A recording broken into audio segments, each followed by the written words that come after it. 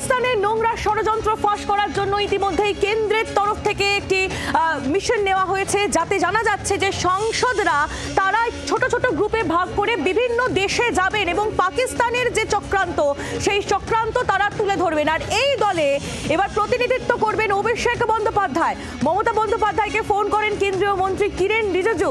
প্রথমে প্রতিনিধি দলে ইউসুফ পাঠানকে পাঠানোর কথা ছিল, সেই তার নাম দেয় কেন্দ্র এবং ইউসুফের নামে তখনই আপত্তি জানানো হয় তৃণমূলের শীর্ষ নেতৃত্বের তরফ থেকে।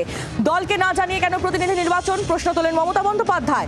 বিদেশ মন্ত্রকের স্ট্যান্ডিং কমিটির বৈঠকেও যোগ দেন অভিষেক বন্দ্যোপাধ্যায় এবং যে খবর পাওয়া যাচ্ছে পাক বিরোধী প্রচারে এবার কেন্দ্রের দলে অভিষেক বন্দ্যোপাধ্যায়। সংসদীয় প্রতিনিধি দলের সদস্য হিসেবে প্রতিনিধিত্ব করবেন অভিষেক। কি বলেছিলেন গতকাল অভিষেক বন্দ্যোপাধ্যায়, শোনাবো।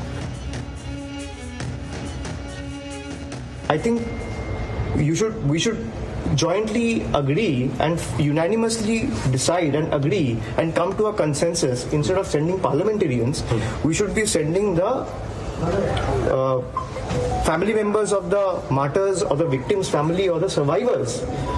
We should be sending the brave armed forces, the officers who have led Operation Sindoor from the front lines, who have dedicated their life for the country, who have spent countless nights of vigilance to let India sleep without fear.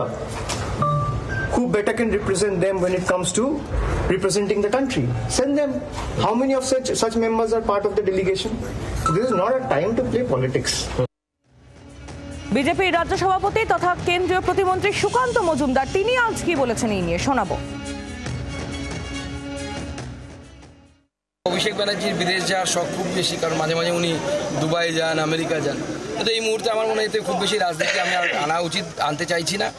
উনি গেলে যান এবং গিয়ে সেখানে ভারতের প্রতিনিধিত্ব করুন, ভারতবাসীর কথা বলুন, ভারতের কথা বলুন।